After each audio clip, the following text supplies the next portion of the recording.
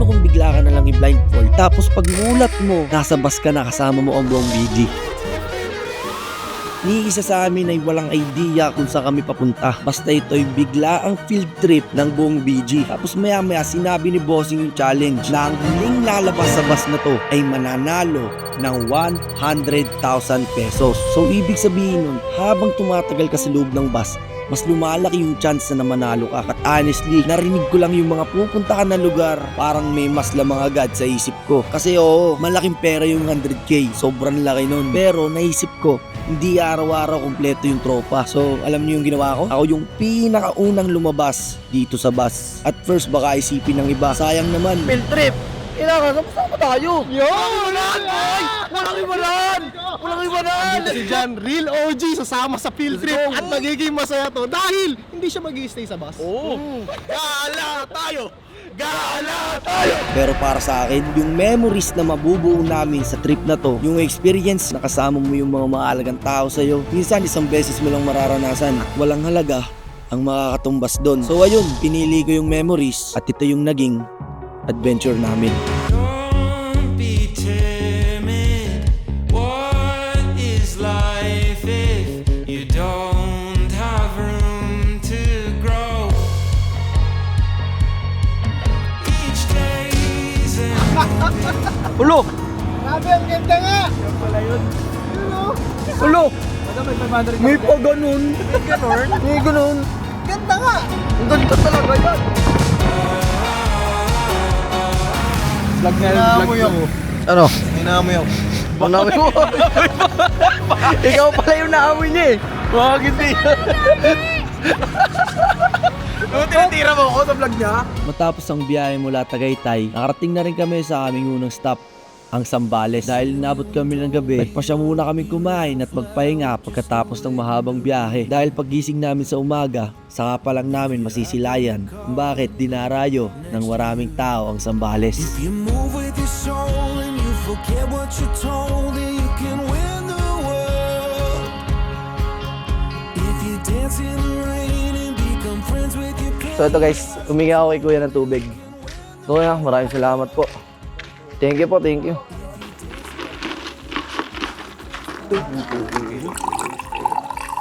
Biyaya, galing sa langit. Thank you, boy. Got you guys.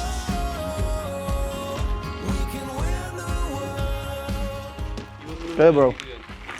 Ang bait talaga ni John, no? Hindi kayong kamlap yan. Iwan ko na lang dyan.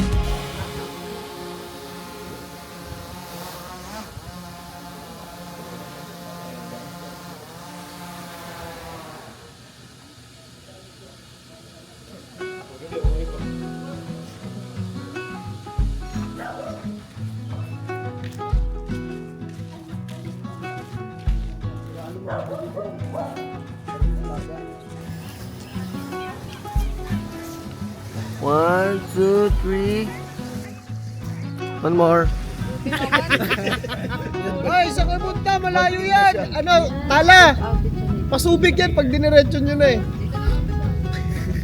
Daanan na lang namin kayo pabalik. Ayun, nadaan. Alis na kita, pupunta na kita. When I'm with you, there's no reason for why. I'm intoxicated by your side. Nothing in the world's gonna beat this high. I've been searching for all of my life. Grabe, first time ko lang makaranas ng ganitong klaseng gala dito sa Pilipinas. Habang tinitingnan ko ang mga tanawin, mas na-appreciate ko kung gaano kaganda ang mga nilikha ni Lord. Talagang mapapahinto ka at mapapasabi ka na lang na napakaganda ng ating bansa. You should know. When I'm with you, there's no reason for why.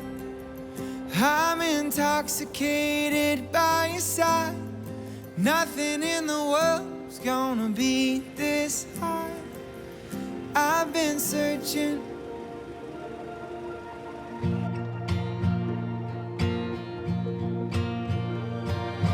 It was cold on the night you were born, but I kept you ngayon, nakarating na nga kami sa Vigan, ang aming second stop para sa field trip na ito. So far, sulit yung biyahe dahil sa mga masasayang alaala at experience na nabuo kasama ang buong BG. So guys, nandito kami ngayon sa Ilocos Empanada. Ano yung panada? Ilocos. Nasa ano kami? Ilocos Empanot. Ilocos Bigan. Nabalitaan ko si Boss Tony, pre. Ah, Ano? Gustong tumikim ng empanada shake. Uy, Empanada shake. masarap yun. May ganun ba? Ba't nagdilaw? Wala. Habang nililibot namin ang Vigan, talagang mapapansin mo kung gaano ito kaganda. Ang daming lumang bahay at kalsada na hanggang ngayon ay napapanatili pa rin. Isa rin ang Vigan sa mga pinakamatandang lungsod sa Pilipinas. Kaya maraming turista ang gustong bumisita rito. At pakiramdam ko sa lugar na to, para kang bumabalik sa nakaraan habang naglalakad sa mga kalye nito.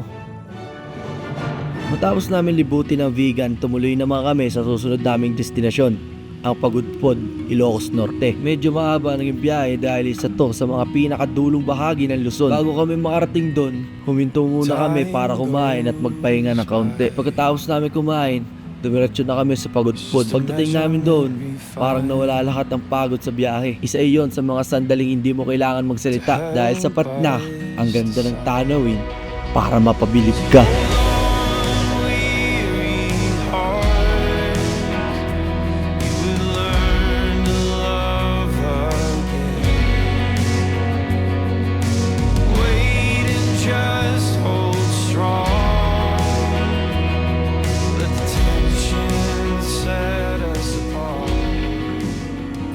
Hindi ako nagsisisi na mas pinili ko ang memories kaysa sa challenge. May ilan na nagdesisyon manatili sa bus dahil may sarili silang dahilan at pinili nilang kunin ang pagkakataon na manalo sa challenge. Ganun talaga ang buhay.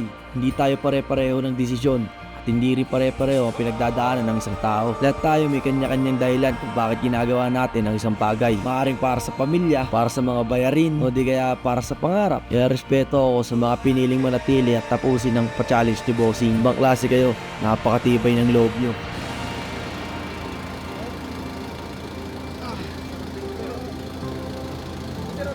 Sa araw-araw, sanay na tayo sa mga challenge, trabaho, responsibilities, at kung ano-ano pa. Kaya ngayon, ibang klase naman to. Hindi tungkol sa pressure, kundi tungkol sa pagkakataon. Pagkakataon huminga, makawala kahit sandali sa bigat ng mga iniisip at gumawa ng mga alaalang hindi kayang pantayan ng kahit anong pagod. Dahil minsan, ang pinakamagandang reward sa lahat ng mga pinaghirapan natin ay ang pagkakataong maranasan ng saya at mga lugar na matagal na nating gustong puntahan. At ikaw, kung bibigyan ka ng pagkakataon ngayon, ano papapiliin mo? Isa na naman challenge na haharapin? O isang pagkakataon magpahinga at gumawa ng mga alaalang dadalhin mo habang buhay? Sometimes the strongest thing we can do is pause and rest, not to quit, but to recharge for the journey ahead. I want to be with you, for all my life. Yeah, I want to be with you, till the day I die.